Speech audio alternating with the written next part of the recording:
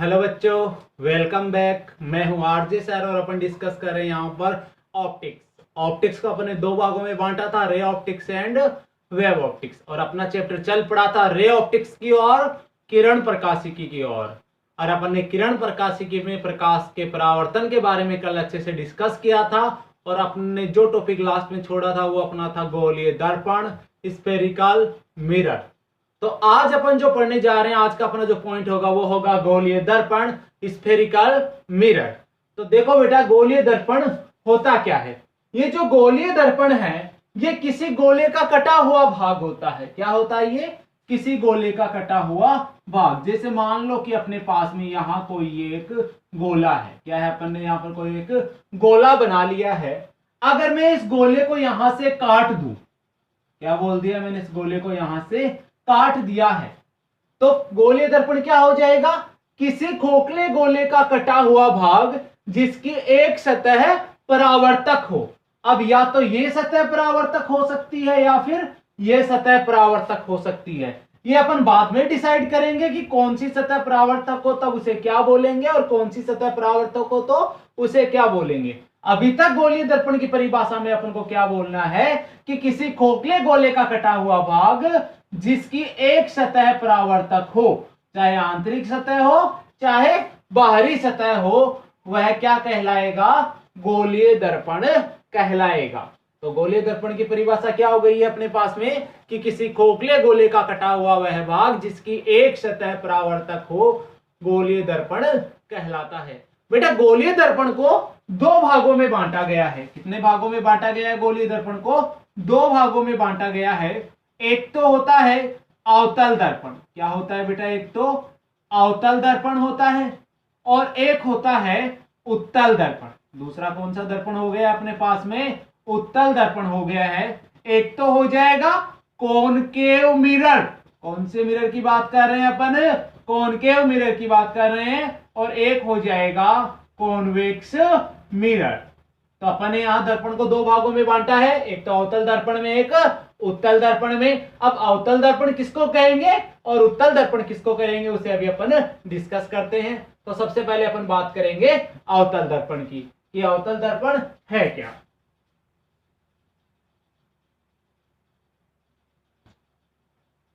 देखो बेटा, अवतल दर्पण की अपन यहां पर बात करने जा रहे हैं। तो ये भी किसी खोखले गोले का कटा हुआ भाग ही है।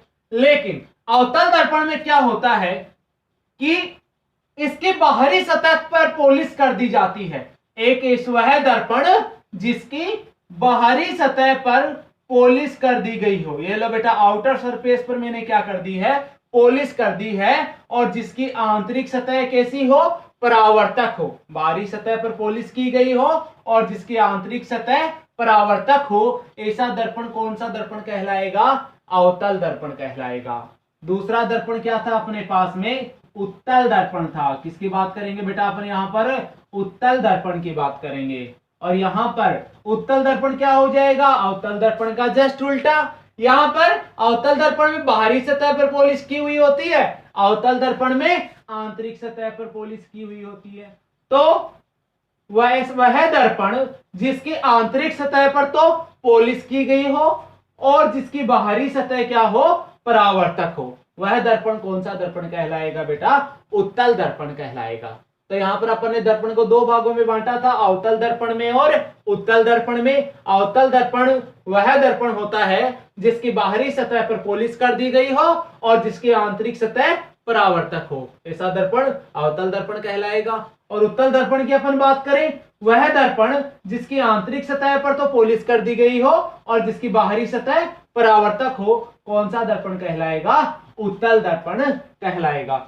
अब अपन गोलीय दर्पण से रिलेटेड खूब सारी थोड़ी बहुत यहां पर डेरिवेशंस देखेंगे।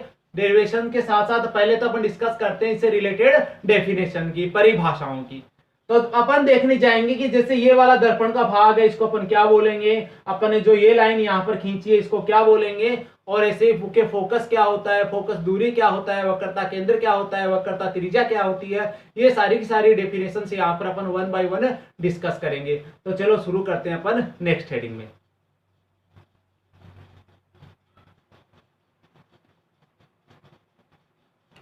हाँ बेटा, अपने पास में अब दर्पण से रिलेटेड कुछ परिभाषाएं हैं, वो अपन अभी डिस्कस करने जाएंगे वन बाय वन।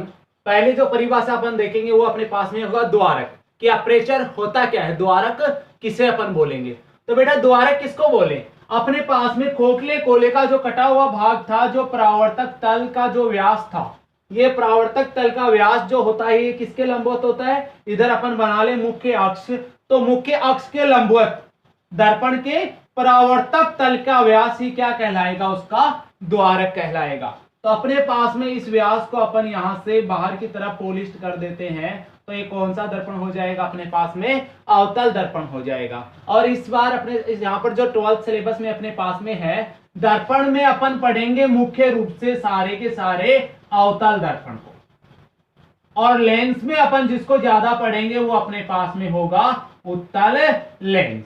तो जब भी अपन दर्पण में बात करेंगे मेनली किसकी बात करेंगे, अवतल दर्पण की, और लेंस की जब अपन बात करें मेनली किसकी बात करेंगे, अपन उत्तल लेंस की बात करेंगे। तो यहाँ पर मैंने कौन सा लेंस बना दिया है, कौन सा दर्पण बना दिया बेटा, अवतल दर्पण बना दिया है। तो ये यहाँ पर इसका जो परावर्तक तल का व्यास है उसे मैं AB से रिप्रेजेंट कर देता हूं, तो ये AB क्या हो जाएगा, यहाँ पर AB क्या हो गया है, दर्पण का क्या हो जाएगा, द्वारक हो जाएगा। ये लो बेटा, ये हो गया है दर्पण का द्वारक हो गया है। अब अपन बात करें दूसरी परिभाषा की कि दर्पण का ध्रुव किसे बोलेंगे। तो ये जो परावर्तक तल है, इस दर्पण के परावर्तक तल के मध्य बिंदु को दर्पण का ध्रुव कहा जाता है। तो इस परावर्तक तल के मध्य बिंदु को क्या बोलेंगे अपन, दर्पण का ध्रुव बोलेंगे। और इस दर्पण के ध्रुव को किससे रिप्रेजेंट करेंगे अपन, P से रिप्रेजेंट करेंगे। तो P क्या हो गया, यहां पर दर्पण का ध्रुव हो गया है। अब अपन तीसरी परिभाषा जो अपनी होगी, जिसकी अपन यहां बात करेंगे, वो होगा वक्रता केंद्र, कि वक्रता केंद्र क्या होता है। अपन ने बात की थी कि दर्पण क्या है, दर्पण किसी खोखले गोले का कटा हुआ भाग है। तो यहां पर वक्रता केंद्र क्या होगा, उसी खोखले गोले का केंद्र वक्रता केंद्र होगा जहां से अपन ने दर्पण बनाया है। तो परिभाषा क्या हो जाएगी वक्रता केंद्र की, कि दर्पण जिस खोखले गोले का कटा हुआ भाग है उसका केंद्र ही दर्पण का वक्रता केंद्र कहलाएगा। मान लो ये जो खोखला गोला था दर्पण पहले, उसका केंद्र यहां है, तो अपन इसको किससे रिप्रेजेंट करेंगे, सेंटर को C से रिप्रेजेंट करेंगे वक्रता केंद्र को। तो यहां पर इस खोखले गोले का केंद्र ही क्या हो जाएगा, इस दर्पण का केंद्र हो जाएगा। तो वक्रता केंद्र की परिभाषा क्या हो जाएगी, एक बार फिर से देख लो बेटा यहां पर, कि दर्पण जिस खोखले गोले का कटा हुआ भाग है उसका केंद्र ही क्या कहलाएगा, वक्रता केंद्र कहलाएगा, जिसको अपन C से रिप्रेजेंट करेंगे। चौथी परिभाषा अपने पास में क्या है, यहां पर वक्रता त्रिज्या। यहां पर बात करें हम रेडियस ऑफ कर्वेचर, वक्रता त्रिज्या की अपन बात कर रहे हैं। तो ये दर्पण जिस खोखले गोले का कटा हुआ भाग है उसकी त्रिज्या ही क्या हो जाएगी, वक्रता त्रिज्या हो जाएगी, क्योंकि उसका केंद्र ही क्या था, वक्रता केंद्र था। तो इस C से लेकर इस P तक की जो दूरी है अपन उसी को क्या बोलेंगे, यहां पर वक्रता त्रिज्या बोलेंगे। यहां पर पांचवी परिभाषा जो अपने पास में है वो है मुख्य अक्ष। मुख्य अक्ष इसको बोलेंगे, वक्रता केंद्र C और दर्पण के ध्रुव P को मिलाने वाली रेखा क्या कहलाती है, मुख्य अक्ष कहलाती है। नंबर 6 अपने पास में है फोकस। मुख्य फोकस अपन किसको कहेंगे, अपन बात करें जो प्रकाश की किरणें आपतित होती है किसी भी दर्पण पर, वो हमेशा मुख्य अक्ष के समांतर आपतित होंगी। तो यहां पर बात करें कि मुख्य अक्ष के समांतर आपतित प्रकाश की किरणें, तो यहां से मैं कोई प्रकाश की किरण आपतित होती हुई दिखा देता हूं। ये लो, मुख्य अक्ष के समांतर आपतित प्रकाश की किरणें परावर्तन के पश्चात, किसकी बात कर रहा हूं मैं, परावर्तन के पश्चात की बात कर रहा हूं, मुख्य अक्ष के यहां पर मुख्य अक्ष को जहां से काटती है या मुख्य अक्ष पर जहां पर मिलती है या अपन को मिलती हुई प्रतीत होती है, उस बिंदु को ये अपन क्या बोलेंगे, मुख्य फोकस बोलेंगे। तो मुख्य फोकस की क्या परिभाषा हो गई अपने पास में, कि मुख्य अक्ष के समांतर आपतित प्रकाश की किरणें परावर्तन के पश्चात मुख्य अक्ष के जिस बिंदु पर मिलती हैं या मिलती हुई प्रतीत होती हैं, उस बिंदु को अपन क्या बोलेंगे, फोकस बोलेंगे। लास्ट परिभाषा अपने पास में है फोकस दूरी स्मॉल f।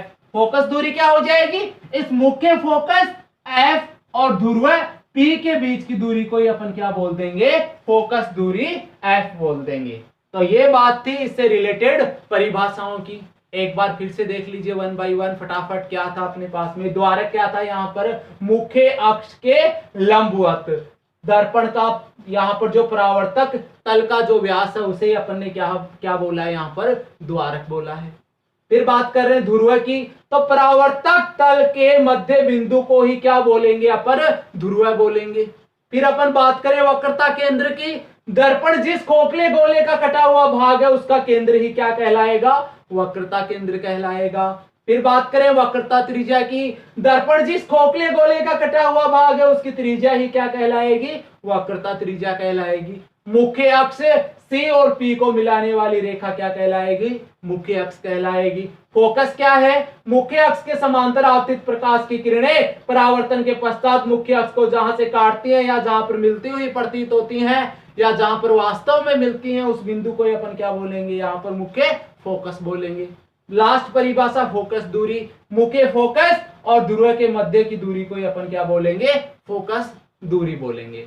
इसके बाद में अपन डिस्कस करेंगे यहां से चिन्ह परिपाटी, साइन कन्वेंशन, तो इसे नोट कर लीजिए।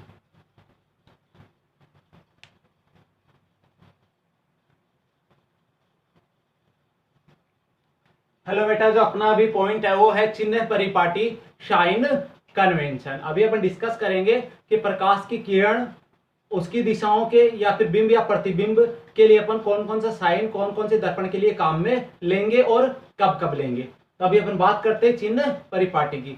देखो बेटा, अपन बात करें चिन्ह परिपाटी क्यों काम में ली जाती है। चिन्ह परिपाटी को अपने पास में जो बिंब, प्रतिबिंब आदि जो दूरियां होती है दर्पणों से मापने के लिए, उन सब के लिए अपन कार्तिकीय चिन्ह परिपाटी का उपयोग करते हैं। कौन सी चिन्ह परिपाटी काम में लेंगे? इन दूरियों को मापने के लिए अपन कार्तिकीय चिन्ह परिपाटी काम में लेंगे। कौन सी चिन्ह परिपाटी की बात करें अपन? कार्तिकीय चिन्ह परिपाटी की। और ये जो कार्तिकीय चिन्ह परिपाटी है यह निर्देशांक ज्यामिति पर आधारित होती है। किस पर आधारित है ये? निर्देशांक ज्यामिति पर। और इसमें जो दर्पण का ध्रुव होता है उसको निर्देशांक 0 0 पर लिया जाता है। दर्पण के ध्रुव को कहां लिया जाएगा? हमेशा निर्देशांक 0 0 पर लिया जाएगा।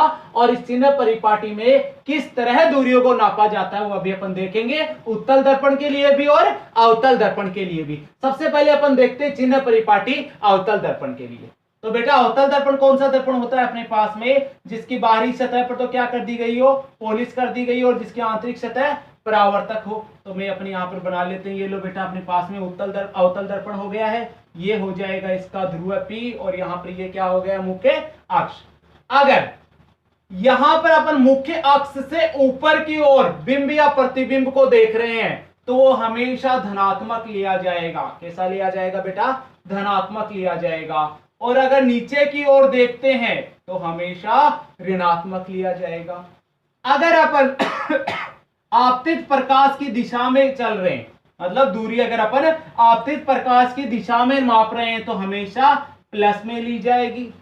और अगर दूरी आपतित प्रकाश की विपरीत दिशा में, प्रकाश इधर जा रहा है और अपन इधर दूरियां मापने आ रहे हैं, तो दूरी हमेशा माइनस में ली जाएगी। तो प्लस कब आएगी? जब आपतित प्रकाश की दिशा में दूरी को मापा जाएगा। तो आपतित प्रकाश की दिशा में दूरी क्या हो जाएगी? पॉजिटिव हो जाएगी, और इसकी विपरीत दिशा में नेगेटिव हो जाएगी।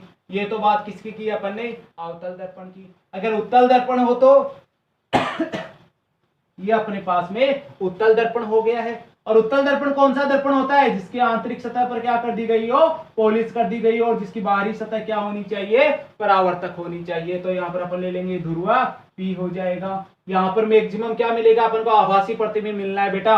और वो ही मुख्य अक्ष के ऊपर तो अपन क्या लेंगे? पॉजिटिव, और मुख्य अक्ष के नीचे क्या लेंगे? हमेशा नेगेटिव लेंगे। अगर इसी तरह चलेंगे अपन, अगर आपतित प्रकाश की दिशा में जा रहे हैं तो हमेशा क्या लेंगे?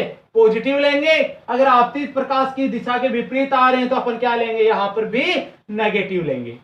तो इस चिन्ह परिपाटी में अपने पास में कुल मिलाकर 4 बातें निकल कर आई हैं। वो 4 बातें कौन कौन सी हैं? गौर कीजिएगा, बहुत इंपॉर्टेंट बात है ये, नोटिस कर लीजिएगा, हर बात को नोट कर लीजिएगा आप यहां पर। पहली बात क्या है अपने पास में कि कार्तिकीय चिन्ह परिपाटी में क्या होता है?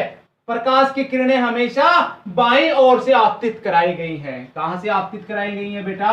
बाईं ओर से प्रकाश की किरणों को हमेशा आपतित करवाया जाता है। नंबर 2 बात,